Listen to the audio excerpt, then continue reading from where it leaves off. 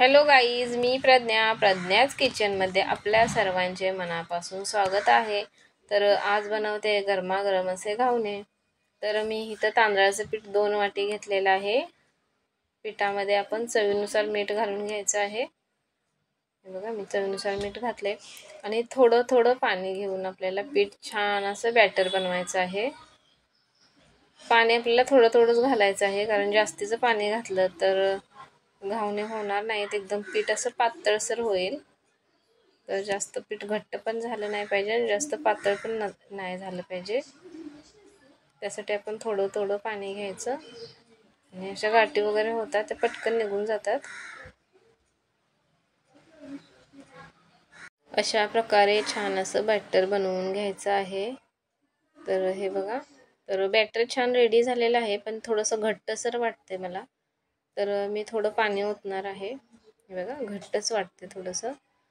Batter जर घट्ट असलं तर आपले घावणे आहेत ना, ते असे जास्त जाडसर होतात. तर जास्त घट्ट असं बनवायचं नाही आपल्याला. तर मी थोडं पाणी घालून घेते. तर गॅसवरती पॅन ठेवलेला आहे, डोशाचाच तवा ठेवलेला आहे मी इथे. हे बघा, आपलं बॅटर रेडी झालेलं आहे. मी थोडंसं पाणी टाकलंय अजून. हे बघा, अशा पद्धतीने बॅटर झालं पाहिजे, खूप छान असं. तर इथं डोशाचा तवा ठेवलाय, त्याला थोडंसं तेल लावून घेतलंय. तर तेल मी कांदा घेतलाय आणि असं तेल टाकलंय थोडंसं तव्यावरती, कांदा असा फिरवलाय तेलावरती. अर्धा कापलेला कांदा घेतला होता आणि हे सगळीकडून असं बॅटर घालायचं आहे. छान असे घावणे होतात. तर माझा मुलगा नुकता शाळेतून आलेला होता आणि मला बोलला, मम्मा मला काहीतरी गरमागरम खायला करून दे. म्हटलं ठीक आहे, आपण आंबोळी बनवूया. तर बोलला ठीक आहे. तर असे प्रकारे छान अशा आंबोळ्या बनवल्यात. त्याच्यासोबत चहा पण आहे. कोऱ्या चहासोबत आंबोळ्या छान लागतात आणि बाहेर खूप छान असा पाऊस पडत आहे. तर गरमागरम घावणे आणि चहा खूप छान लागतं. तर मुले शाळेतून आल्यानंतर गरमागरम त्यांना खावंसं वाटतं काहीतरी. तर असं काहीतरी करून दिल्यानंतर मुलांना खूप आवडतं. तर एका साईडला मी चहा पण ठेवला होता. तर चहासोबत घावणे खूप छान लागतात.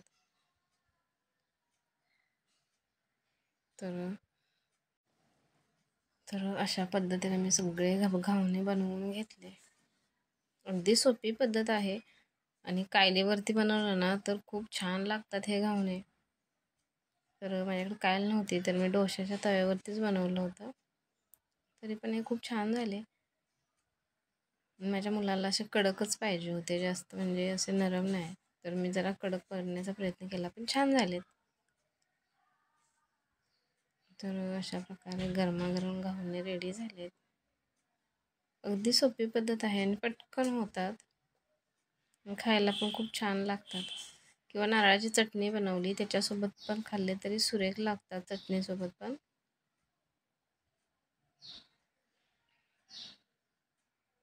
हे बघा, ही पटकन होणारी रेसिपी आहे. तर गरमागरम घावणे झालेले आहेत बनवून. तर तुम्हाला जर खरंच व्हिडिओ आवडला असेल तर चॅनल नवीन आहे, चॅनलला सबस्क्राईब करा, लाईक करा. आणि हे बघा, आपले घावणे तयार झालेले आहेत. तर खूप छान असे मऊसूद झालेले आहेत आणि टेस्ट पण खूप छान आहे. तर हे बघा, खूप सुंदर दिसत आहेत, पण अगदी मऊ झालेले आहेत आणि असे एकमेकाला चिकटत पण नाहीत. खूप छान झालेत घावणे. चला तर मग, बाय.